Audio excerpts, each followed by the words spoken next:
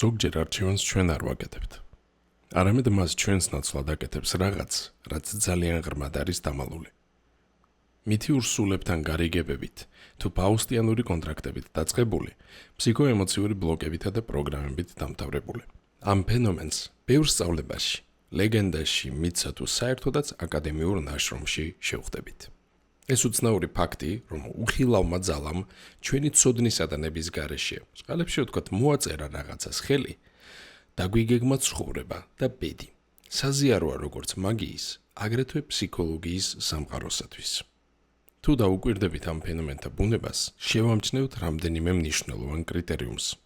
ყველა ზღაპარში, ისტორიასა თუ მითში, მსგავსი გარიგებები თუ პირობები იდება სასოწარკვეთილების, საფრთხის ან დამარცხების ჟამს და მეორე, შემდგომ მათ უდიდესი გავლენა აქვთ მთელ სიუჟეტზე და გმირის გზასა და ბედზე. მაგალითად, ფაუსტმა სული მიჰყიდა მეფისტოფელს. ბერძნებთან შესაძლოა ჰერაკლემან რომელიმე სხვა ვაჟკაცმა პირობა დადო ღმერთების წინაშე. ვიკინგურ საგებში შესაძლოა დაიდოს ფიცე სისხლზე. მაგალითად, რომ გმირი შურს იძიებდა დაღუპული მამის გამო. რომ თუ კი ბედის მმართველი ქალღმერთები მოუმართავდნენ ხელს ვაჟკაცს, ის მათ გადაუხდიდა საზღაურს და ასე შემდეგ. ამ გმირების მსგავსად, თითოეული ჩვენგანი ხშირად ცხოვრებაში აბსოლუტურად გაუაზრებლად დებს სხვადასხვა სახის შეთანხმებებს, პირობას, ფიცს და ასე შემდეგ. თითქოს და გაუაზრებლად ვებმებით სხვადასხვა სახის კონტრაქტებში, რომლებიც შემდგომ იძულებულს გვხდიან, რომ ამა თუ იმ სახით ვიცხოვროთ, დავიცვათ გარკვეული პირობები და მივყვეთ პირობას, რომელიც იქნა დადებული, ხომ? აქ როდესაც გვაქვს საუბარი მსგავს კონტრაქტებსა თუ შეთანხმებებზე, რა თქმა უნდა, არ არის საუბარი პირობითად კონტრაქტზე ბანკთან ან კონტრაქტზე დამსაქმებელთან, საუბარია უფრო მეტად პირობაზე საკუთარ თავთან, საკუთარ არაცნობიერთან და სულთან. მსგავს პირობებს ადამიანი როგორც წესი უპირველეს ყოვლისა დებს ბავშვობაში. და სწორედ ბავშვობაში დადებულ პირობებს აქვს ყველაზე დიდი გავლენა ჩვენს ცხოვრებაზე, ჩვენს პიროვნებაზე და განვითარებაზე. მოდით საილუსტრაციოდ მოგიყვანთ რამდენიმე მაგალითს იმისათვის, რომ გავხადო ეს ყველაფერი მეტად გასაგები და აღქმადი. მოდით მაგალითსათვის პირველ რიგში ვიმსჯელოთ სიტუაციაზე, სადაც მშობლებზე განაწყენებული, მშობლების მიერ მაგალითად გამწარებული ბიჭი დებს პირობას, რომ მისი ცხოვრების მისია იქნება ამ მშობლების დასჯა, მათი გამწარება და მათზე შურის ძიება.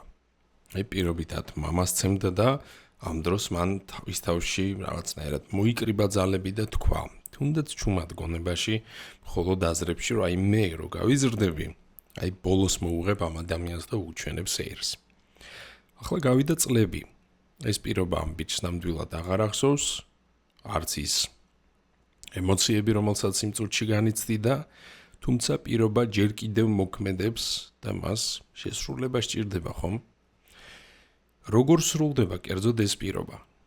ის სჯის, თუ სწორედაც რომ ამწარებს მშობლებს, როგორც თქვა. ოღონდ არა ისე, ოდესღაც როგორც ეგონა, ან რაც შეიძლება იფიქროთ ახლა თქვენ. ანუ გულისხმობ იმას, რომ მან პირობითად არც ცემა მისი მშობლები, არც რაიმე დაუშავა მათ არა. საერთოდ სხვა გზით მოვიდა ეს შურის ძიება. მან საკუთარი ცუდად ყოფნით, საკუთარი წარუმატებლობით, საკუთარი უბედურებით, ჯანმრთელობისა თუ ფსიქიკური პრობლემებით, მავნეჩვევებით გადაუხადა მშობლებს სამაგიერო. ან განვიხილოთ მაგალითისათვის გოგონა, რომელმაც გაუცნობიერებლად დადო პირობა, რომ ყოველთვის იქნებოდა ძლიერი, დამოუკიდებელი და პასუხისმგებლიანი. იმისათვის, რომ ყოფილიყო მეტად მოსაწონი დედისათვის. ახლა ის გაიზარდა, რა თქმა უნდა, მსგავსად ზემოხსენებული ბიჭისა აღარ ახსოვს ეს პირობა, თუმცა შედეგად მივიღეთ როგორი სურათი. გოგო ნამდვილად არის დამოუკიდებელი, თუმცა დამოუკიდებელი არა იმიტომ, რომ ყველაფერი კარგად მიდის, არამედ იმიტომ, რომ არის მარტო. გოგონა ნამდვილად არის პასუხისმგებლიანი, თან იმდენად, რომ თავის თავზე იმდენ ტვირთს იღებს და იმდენ პასუხისმგებლობასა და ვალდებულებას, რომ ფაქტობრივად ამ წონის ქვეშ იჭղლიტება. ვხედავთ ადამიანს, რომელიც არის გადამწვარი, გამომდინარე იქიდან, რომ ცხოვრების გზაზე ყველა ის ტვირთი, ყველა ის პასუხისმგებლობა, ყველა ის ურთიერთობა თუ ტოქსიკური კავშირი, რომელსაც ის იკიდებს, თანდათან მას აცლის ენერგიას. და ეს ყველაფერი რატომ? აი იმ გარკვეული პირობის გამო. რეალობაში მსგავსი პირობები თუ გარიგებები ძირითადად იდება არა რომელიმე მითიურ არსებასთან, არამედ საკუთარ არაცნობიერთან და აჭრდილთან.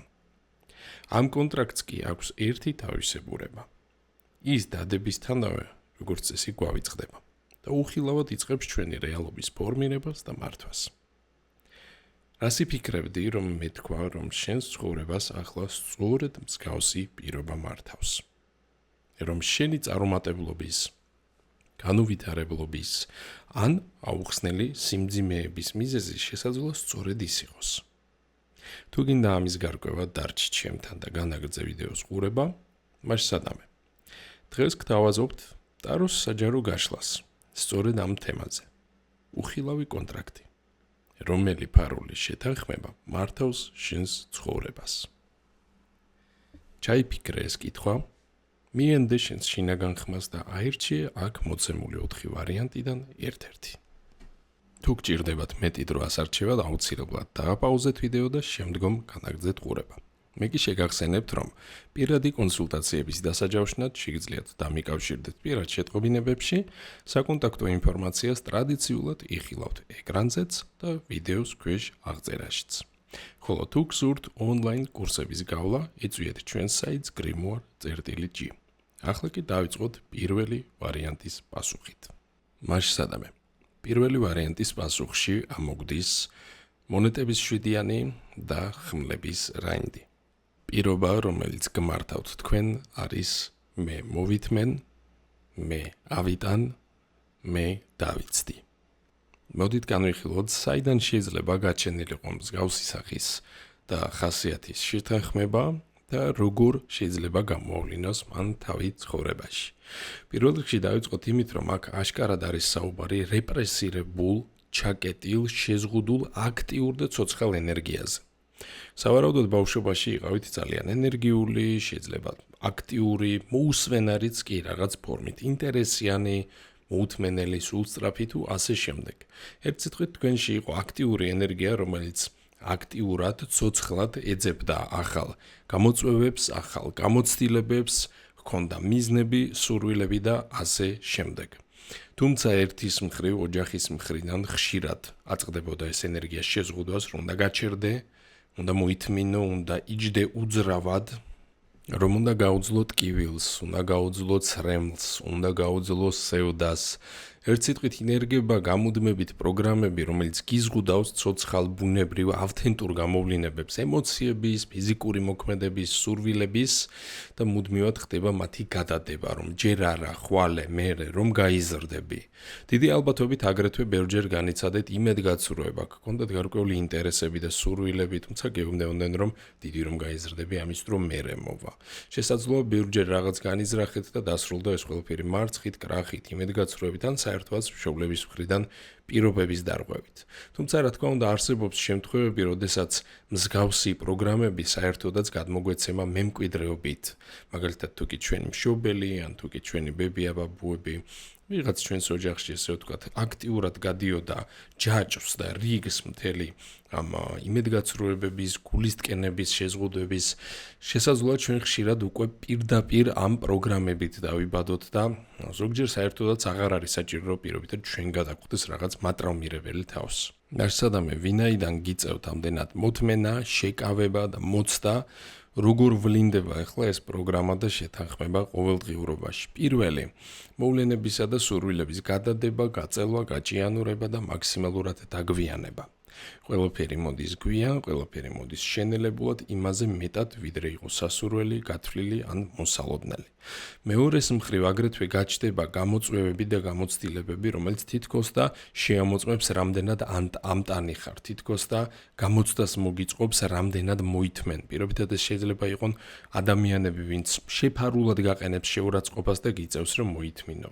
ეს შეიძლება იყოს გარემოებები, სადაც გიწევს რომ ვაჟკაცობა და ამტანობა გამოავლინო და ასე შემდეგ. თუმცა რეალურად უნდა იცოდეთ, რომ საერთოდ არ არის საჭიროება იმის, რომ რაიმე მოითმინოთ, რაიმე ასე თქვათ, აიტანოთ, ან რომ იცადოთ დიდხანს. ეს ცხადია უკვე არაცნობიერად მოქმედი პროგრამა, ამიტომ იზიდავს შესაბამის გარემოებებს, შესაბამის გამოწვევებს, შესაბამის შეფერხებებს, თუმცა ჩვენ ადამიანებს გძალუდს ის რომ გავაცნობიეროთ ეს ყველაფერი და შემდგომ ცხოვრებაში ყველაფერი შევცვალოთ. ხაზი მინდა გავუსვა იმას, რომ გაცნობიერება არ გულისხმობს ერთხელ რაღაცის გაგებას. გაცნობიერება გულისხმობს ამ ყველაფრის ყოველდღიურობაში დაკვირვებას საკუთარ თავში, მოვლენებში, ადამიანებში და კონტროლს. ერთის მხრივ, თუ კი როგორც უკვე აღნიშნე, გიწევთ ლოდინი, მუდმივი მოლოდინის რეჟიმში ყოფნა თითქოს ხვალ და ეს მუდმივი გადადება ხდება და გაწელვა მიზნების, მეორეს მხრივ როგორც თქვი რაღაცების ატანა და გადაყლაპვა გიწევთ, თუმცა კიდევ ერთი ფაქტორი არის აქ, რომ იყო შვიდი, იყო უძრავი, იყო უმოქმედობის მდგომარეობაში. როგორც ბავშვი მაგალითად, რომელსაც აიძულებენ მერხთან უძრავად ჯდომას, როგორც ბავშვი, რომელსაც მაგალითად აიძულებენ კუთხეში გაუნձრევლად და უხმოდ დგომას და ასე შემდეგ. ზუსტად ესე შესაძლოა ნაბიჯების გადადგმა გაგიჭირდეთ ინიციატივების ქონა ცხოვრებაში, შესაძლოა გაგიჭირდეთ მაგალითად გადაწყვეტილებების მიღება, როდესაც ამის დრო და ჟამი მოვა და ასე შემდეგ. ანუ გარდა იმისა, რომ ეს მოთმინებისა და ამტანობის გამოწვევაა ფაქტობრივად, პარალელურად არის აგრეთვე უმოქმედობაც, რომელიც ცხადია გაუცნობიერებელია. არ რომ მუდმივად უმოქმედოდ იქნებით, რა თქმა უნდა, ასე არ არის, მაგრამ გადამწყვეტ მომენტებში შესაძლოა გაგიჭირდეთ ნაბიჯის გადადგმა, ან შესაძლოა გამოჩნდეს ისეთი გარემოებები, რომელიც შეგიშლით ხელს ამ ნაბიჯების გადადგმაში. აი, პირობითად შეიძლება გადადგათ ნაბიჯი თერაპიისკენ, გადადგათ ნაბიჯი სულიერი ან ენერგეტიკული სამუშაოებისაკენ და შეიძლება შეფერხდეს ეს ყველაფერი. ვეღარ მიხვიდეთ სეანსზე, ვეღარ ჩაეწეროთ კონსულტაციაზე და ასე შემდეგ. ეს რა თქმა უნდა არის ძალიან მარტივი მაგალითი, დანარჩენი უკვე შეგიძლიათ თვითონ განაზოგადოთ ცხოვრებაზე და პრინციპში მიხვდებით რა მექანიზმიც არის აქ. იფიქრეთ ამაზე, ეცადეთ იპოვოთ ეს კავშირები თქვენს ცხოვრებაში და შეცვალოთ ისინი. პირველ რიგში შეცვალოთ თქვენი დამოკიდებულება ყველაფრისადმი და ხშირად უთხარით საკუთარ თავს ამის საპირწონე, რომ არ არის საჭირო მოთმენა შეგიძლია ეხლავე მიიღო რაც გსურს, რომ რაღაცების მიღწევა არის შესაძლებელი მარტივად, რომ უნდა იყოს ცოცხალი, ენერგიული, აქტიური და პირიქით ეცადეთ საკუთარ თავში წაახალისოთ ის, რომ გამოიჩინოთ ინიციატივა, გადადგათ ნაბიჯი, იყოთ აქტიური და ასე შემდეგ. მაგალითად, როდესაც გექნებათ ეს იმპულსი შემოქმედებით, ეცადეთ მალევე გამოიყენოთ, რომ შემდგომ, ასე ვთქვათ, ეს ალი მალევე არ ჩაიწვას და არ ჩაქვრეს. ახლა კი გადავიდეთ მეორე ვარიანტზე. თქვენი ფარული შეთანხმება ჟღერს შემდეგნაირად. მე უნდა დავიმსახურო, მე უნდა მოვერგო, მე უნდა დავუჯერო. მსგავსი ხასიათის შეთანხმებები, პირობები და პროგრამები ძირითადად ყალიბდება გარემოში, სადაც ბავშვის ემოციები არ არის მიღებული ან არის მოქცეული მკაცრ ჩარჩოში. პირობითად არსებობს გარკვეული სახის სამართალი, არსებობს გარკვეული წესი და თუ კი შენი ემოცია ან შენი ფიქრი არ ერგება ამ წესს, მაშასადამე ის არ არის სწორი და არ არის მართებული და ვალიდური. ეს არის შეზღუდვა, რომელიც გაიძულებს, რომ რაღაც უნდა განიცადო, უნდა გინდოდეს, უნდა გააკეთო და ასე შემდეგ. მოდით აგიხსნით, რას გულისხმობს აი ეს ჩარჩოები. ამისათვის უნდა დავესესხო სიტყვებს სლავoj ჟიჟეკს, რომელმაც საკმაოდ საინტერესო და ესეთი უცნაური მორალური დილემა შემოგთავაზა სახელწოდებით ბებიის სუპი, თუ სწორად მახსოვს. კერძოდ რას გულისხმობს ეს მორალური დილემა. წარმოიდგინე, რომ გპატიჟებენ ბებიასთან უნდა მიხვიდეს სტუმრად, რომ მიირთვა მისი, არ ვიცი რაღაც, საფირმო ქათმის სუპი. ამ დროს შენ არ გინდა ბებიასთან წასვლა, არც ამ სუპის ჭამა მოგწონს, შეიძლება არც მოგწონს ის საერთოდაც და გეუბნებიან, რომ კი, რა თქმა უნდა, შენ გაქვს თავისუფალება და არჩევანი, შეგიძლია არ წახვიდე ბებიასთან, მაგრამ იცოდე, რომ ბებიას ძალიან უყვარხარ და ის გელოდება. რას გულისხმობს ახლა ეს მორალური დილემა? პირობითად მამა რომ მოსულიყო და ეთქვა, რომ შენ უნდა წახვიდე ბებიასთან, მორჩა, ფეხებზე მკიდია, შენ გიხარია ეს თუ არ გიხარია, კი თითქოს ესეთი ერთგვარი დიქტატურა მყარდება, სადაც გაიძულებენ, რომ იმოქმედო ისე როგორც მათ სურთ, თუმცა გრჩება თავისუფლება შინაგანი, ხომ? ანუ კი გიწევს ბებიასთან წასვლა, რაც არ გინდა, მაგრამ შეგიძლია გძულდეს ბებო, შეგიძლია ვერიტანდე მამას, შინაგანად შეგიძლია მარტივად რო ვთქვათ, იყო თავისუფალი და გქონდეს პროტესტი და უკმაყოფილება. რადგანაც მეორე შემთხვევაში თითქოს გიტოვებენ თავისუფალ არჩევანს, მაგრამ ამ დროს გართმევენ შინაგან თავისუფლებასაც. რატომ? იმიტომ რომ ესეთი მორალური დილემის წინაშე დგები, რომ თუ კი მე ბებიასთან არ წავალ, ამით თავისუფალი ვიქნები, მაგრამ გამოვალ ცუდი ადამიანი, რომელმაც ბებოს გული ატკინა, მაგრამ მეორეს მხრივ თუ კი წავალ, მე არა მარტო უნდა წავიდე ბებიასთან სტუმრად, არამედ ეს უნდა გავაკეთო ჩემივე თავისუფალი ნებით. ანუ ფაქტობრივად გამოვიდა, რომ დაწესდა ისეთი წესი, რომელიც შენს თავში ფიქრის ან პროტესტის ქონის საშუალებასაც კი აღარ გაძლევს. თან უნდა შეასრულო, რასაც გეუბნებიან და თან ეს თავისუფალი ნებით უნდა გინდოდეს, რომ გააკეთო. იმედია მიმივხვდით ხომ, რაზეც არის აქ საუბარი, რა თქმა უნდა, ჟიჟეკის მაგალითი არ არის აქ ზუსტად მოყვანილი, ეს პერიფრაზია რაც გამახსენდა, თუმცა ფიქრობ იდეა კაფეო და გასაგები იქნება. ანუ მარტივად რო ვთქვათ, ეხლა რაზე გვაქვს ჩვენ აქ საუბარი და როგორ ითარგმნება ეს ჩვენს ამჟამინდელ მოცემულობაში. დიდი ალბათობით თქვენი ემოციები იყო უგულებელყოფილი, გიწევდათ რომ აი მსგავსი ხასიათის დილემებს მორგებოდით, შესაბამისად ჩამოყალიბდა პირველ რიგში ჩვევა, რომ საკუთარი ემოციები არ უნდა განიცადო, არ უნდა გამოხატო, თუ გამოხატავ ან განიცდი და არ შეესაბამება რეალობასა და წესებს, მაშინ ხარ ცუდი, მაშას ადამე არ იმსახურებ სიყვარულს ან რაიმე სხვას.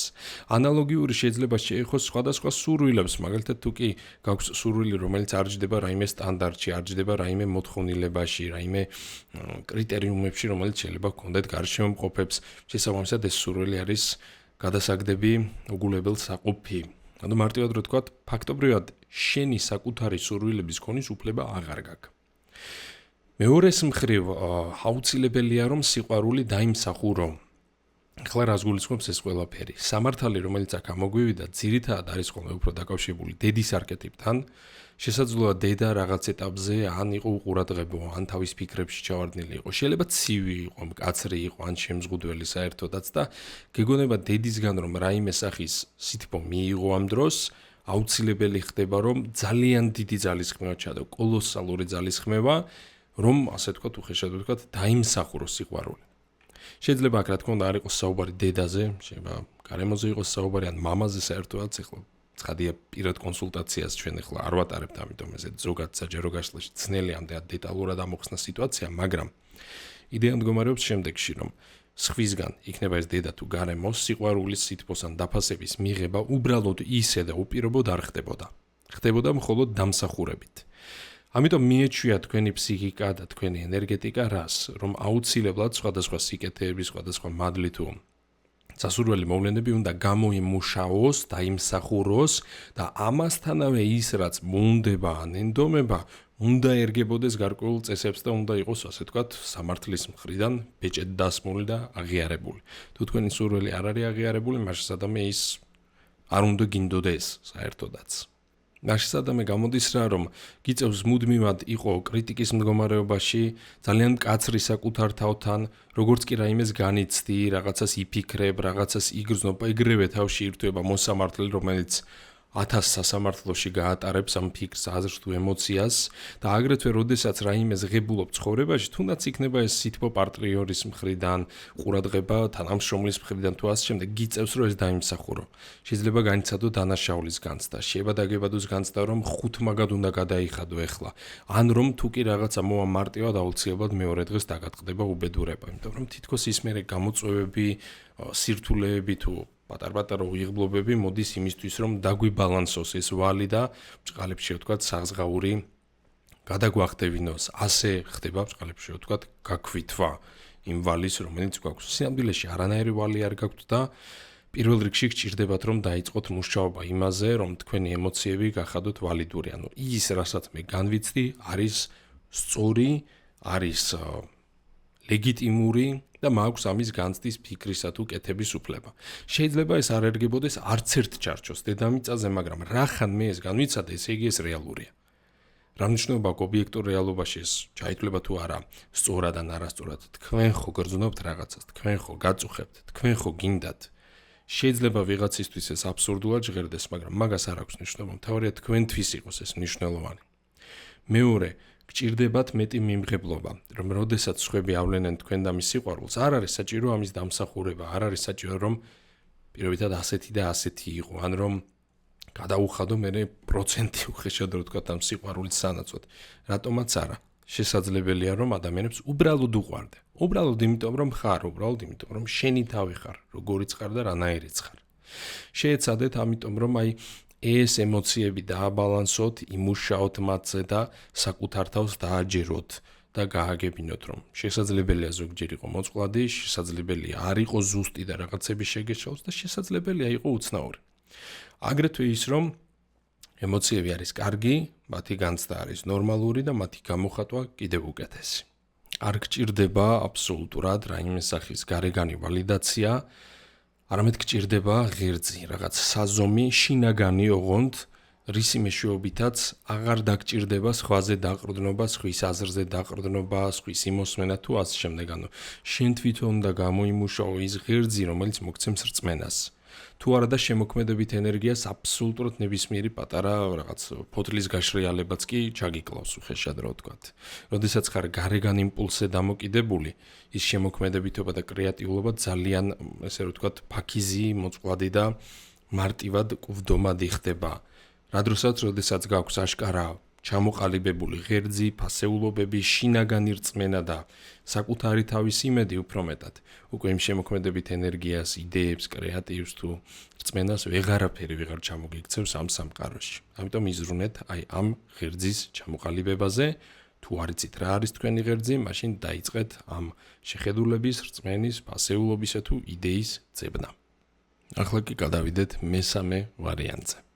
მერსადამე, მესამე ვარიანტის დაფარული პირობა და შეთანხმება ჟღერს შემდეგნაირად. თუ მე არ ვარ პირველი, მაშინ მე ვარ ბოლო. თუ არ ვარ ლიდერი, მაშინ ვარ არავინ.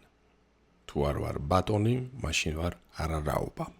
ასეთი ხასიათის პროგრამები და შეთანხმებები თითქმის ყოველთვის ატარებს თავდაცვით ხასიათს. მერსადამე რახან გაჩნდა თავდაცვის საჭიროება და მოთხოვნილება, ესე იგი არსებობს გარკვეული სახის იარა და არსებობდა გარკვეული სახის საფრთხე.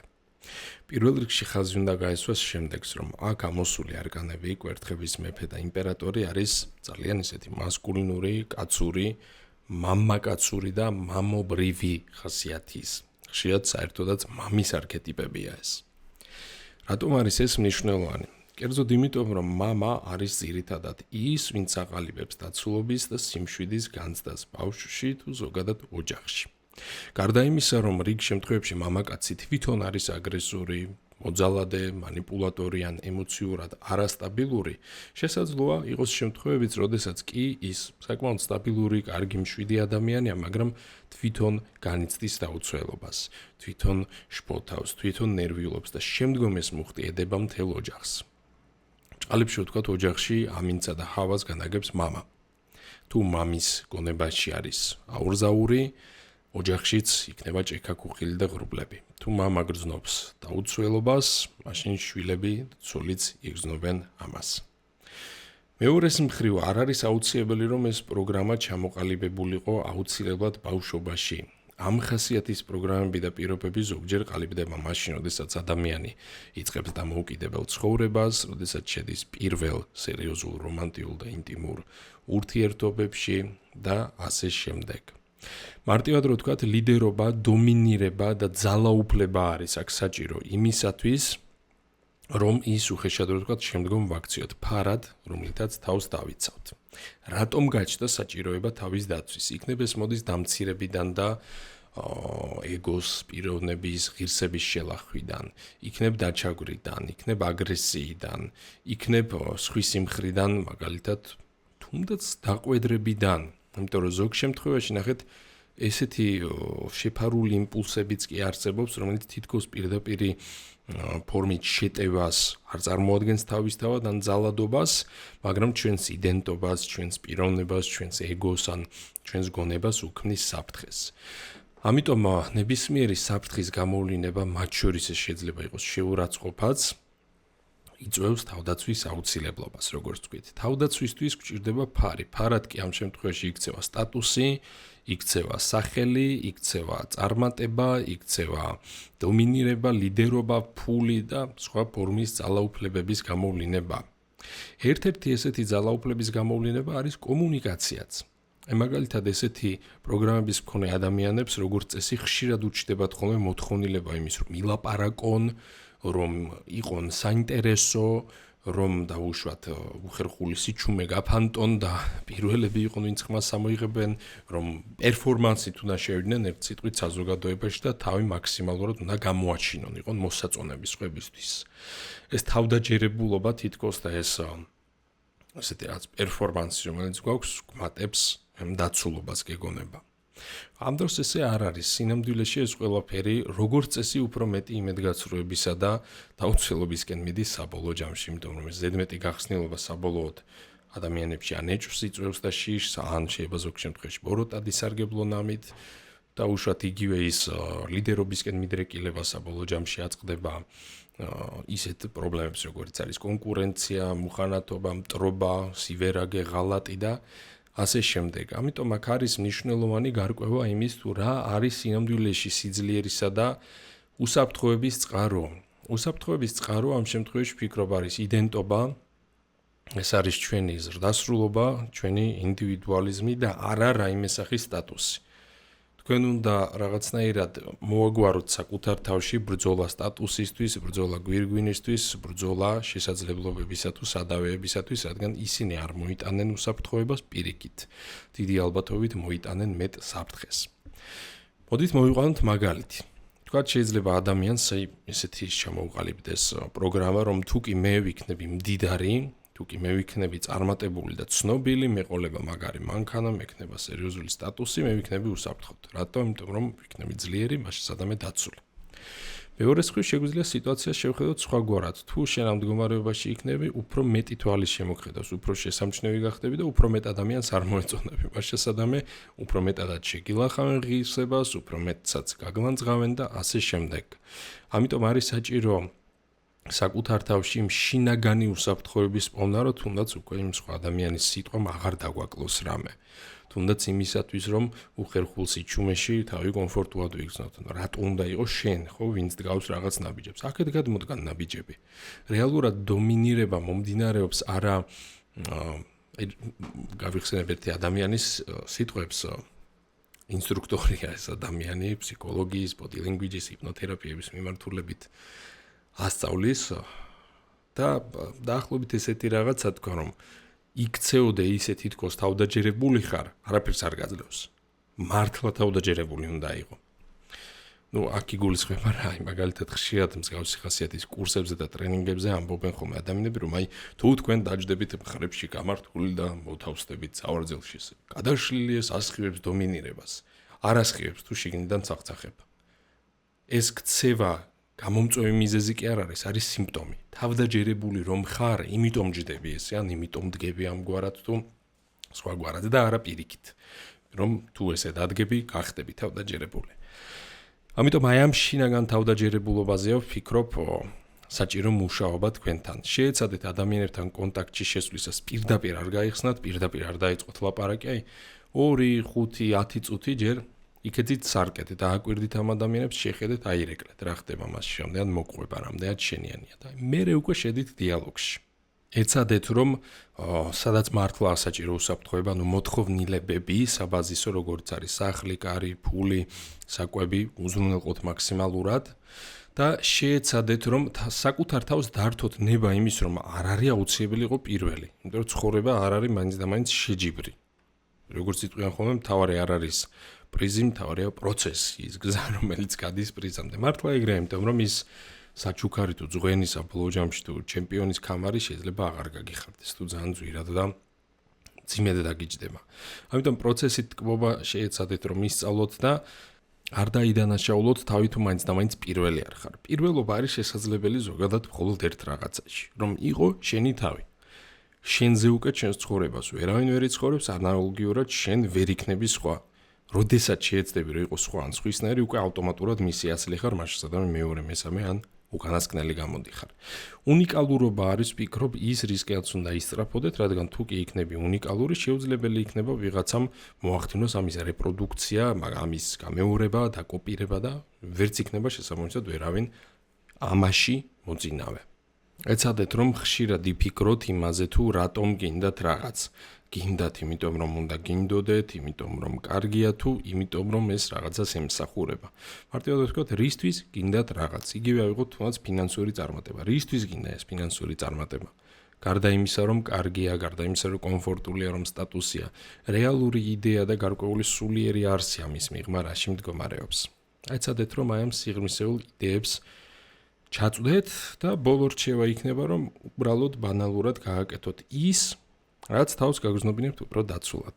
პირობითად თუ მამაკაცი ხართ, რომელსაც ადრე ფიზიკური საფრთხე შეექმნა, დაკავდით საბრძოლო სპორტით, თავდაცვა დაიწყეთ.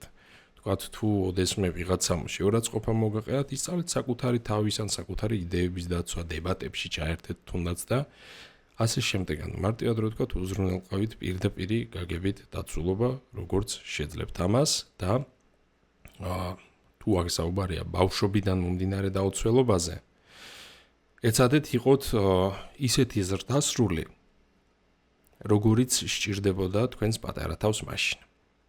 ეს შემიძლია გირჩიოთ ახლა. ახლა კი გადავიდეთ ბოლო ვარიანტზე. მეოთხე ვარიანტი საკმაოდ რთული გამოდგას სხვათა შორის და ძალიან ისეთი დუალური, ორბუნებიანი. თქვენი შეთანხმება ჟღერს შემდეგნაირად.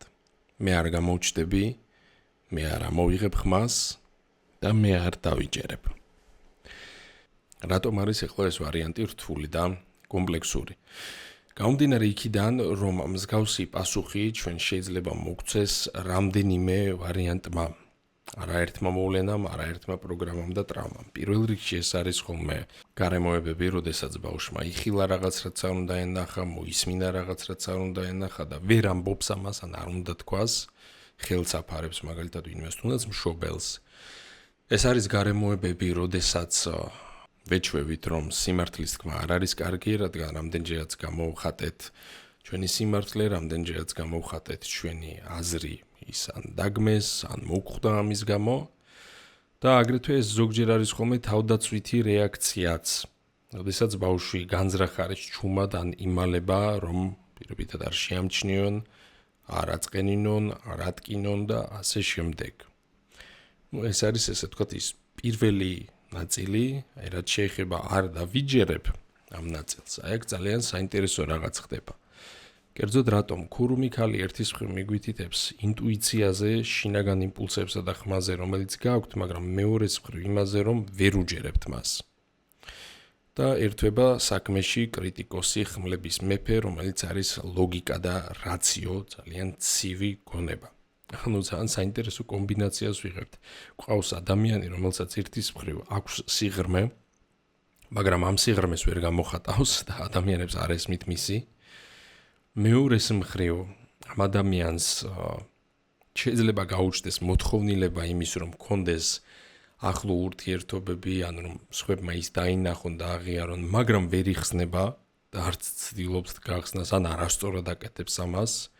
პარალელურად შეიძლება ჩამოყალიბდეს ამრიდებლური ჩვევები და თვისებები, მაგალითად თავის არიდება ღრმა, ინტიმურ ან ემოციურ ურთიერთობებზე, რომ არ გვეტკინოს მერე და რჩება ის რწმენის პრობლემა, რომ ერთია რომ ბევრჯერ მაწყენინეს და აღარ მჯერა სხვების სიტყვისა და პირობის, თუმცა მეორეს მხრივ თან ერთდროულად გაქვს ეს სიღრმე, ინტუიცია, შინაგანი ხმა, ხარ ემოციური, მაგრამ თან ამასთანავე ძალიან ცივი, რაციონალური და ლოგიკური გონების პატრონი შეიძლება იყოთ.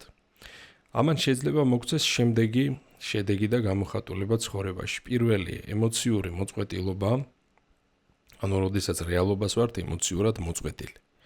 რას გულისხმობს ეს ყველაფერი? კი გონებით აქ ვართ, სხეულით აქ ვართ, მაგრამ გული არის სხვაგან.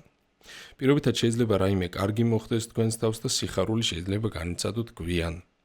შეიძლება ანალოგიურად სტრესულ გარემოში აღმოჩნდეთ იმ წუთში, ძლიერად რკინასავით მაგრად დადგეთ, მაგრამ ვთქვათ, თვეების მერე მოგცეს შეიძლება ამ ყველაფერმა ბზარები და რხევები არასასურველი. ეს შეიძლება იყოს ტენდენცია, როდესაც ვიზიდავთ, ესე ვთქვათ, მანიპულატორული ბუნების ან ცივი ბუნების ადამიანებს, რომლებიც ჩვენს შინაგან სამყაროს არ ირეკლავენ, არ გვიბრუნებენ ემოციას პასუხად. ტენდენციები ძირითადად ერთ სიტყვით არის უფრო სოციალური ხასიათის, თუმცა აგრეთვე ამან შესაძლოა გამოიწვიოს ეჭვები საკუთარ თავში, ძალიან დიდი სპირიტუალური და ემოციური კრიზისები, უფრო მეტად ისეთი საგრძნობი სულიერი გარდატეხები, მაგალითად, როდესაც რაღაცას გრძნობ, მაგრამ არ გჯერა, თან მტკიცებულება გჭირდება, მაგრამ თან ეს რაღაც ლოგიკური და უშუალოდ ჩარჩოები ვეღარ მოდის თანხვედრაში შინაგან ხმასთან, ერთ სიტყვით გონებისა და შინაგანი ხმის ერთმანეთთან შეუთანხმებლობა შეიძლება იყოს ერთ-ერთი აშკარად გამოხატული პრობლემა ამ დროს. და მთავარი ადამიანი ხდება უჩინმაჩინე. აღარ ჩანს.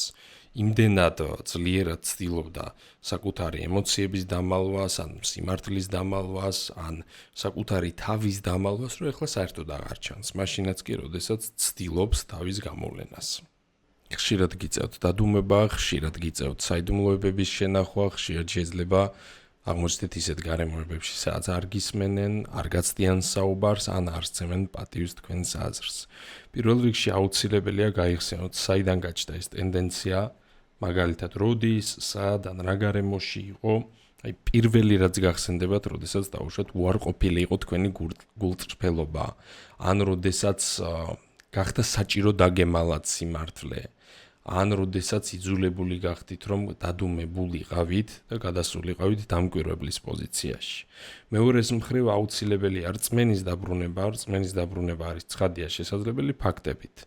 გჭირდებათ, რომ ივარჯიშოთ იმაში, ასე ვთქვათ, რომ მოусმინოთ საკუთარ გულს და საკუთარ ინტუიციას, ანუ მოусმინოთ, ნახოთ ფაქტი, მოусმინოთ, ნახოთ ფაქტი. როდესაც ნახავთ ფაქტებს და ეს ფაქტები დაგროვდება საკმარისი რაოდენობით, რწმენა იქნება გამყარებული, შესაბამისად იქცევა ცოდნად.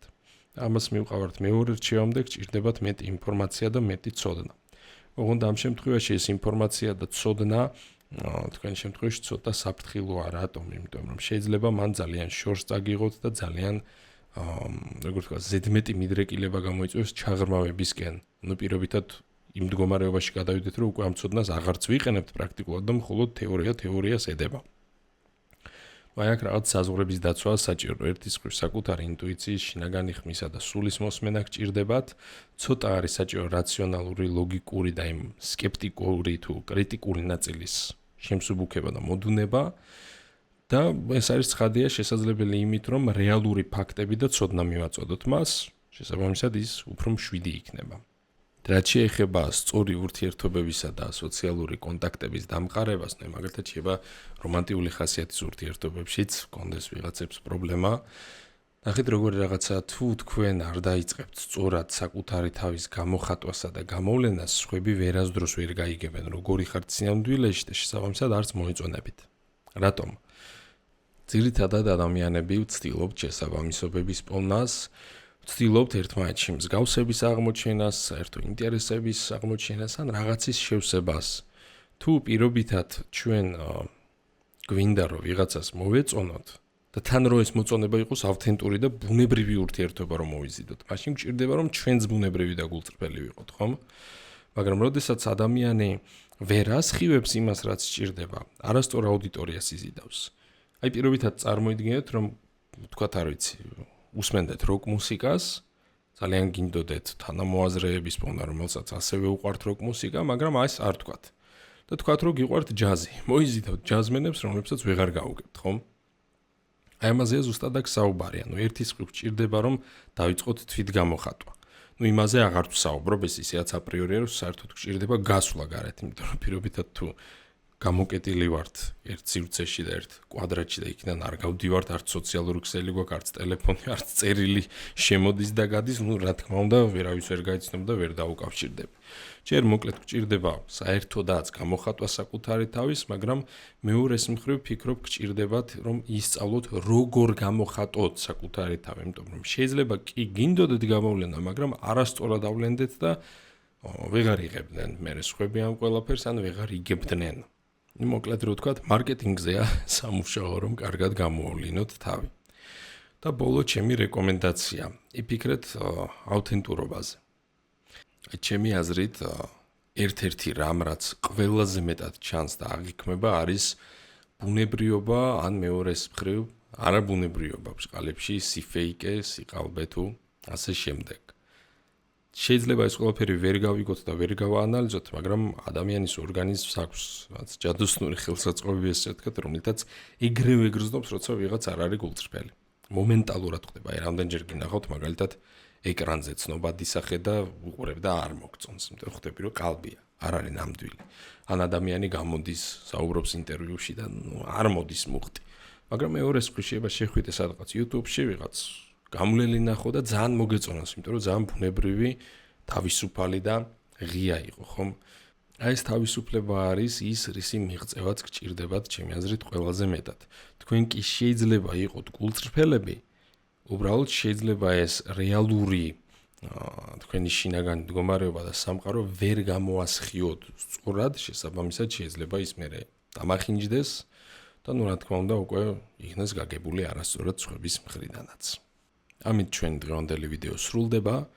თუ მოგეწონათ აუცილებლად დაალაიქეთ, დამიკომენტარეთ, ძალიან მაინტერესებს რამდენად რეზონირდა თქვენთან ეს პასუხები, რამდენად იყო ახლოს თქვენს რეალურ გამოცდილებასთან და თუ მომიყვებით, თუ დამიწერთ ამას კომენტარებში, საინტერესო იქნება რომ შევადაროთ თქვენი პასუხები ვიდეოში მიღებულ პასუხებს.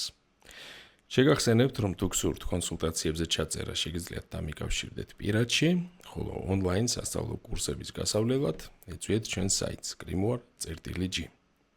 დროებით გემშვიდობებით და თითოეულ თქვენგანს უსურვებ ბედნიერებას და წარმატებებს.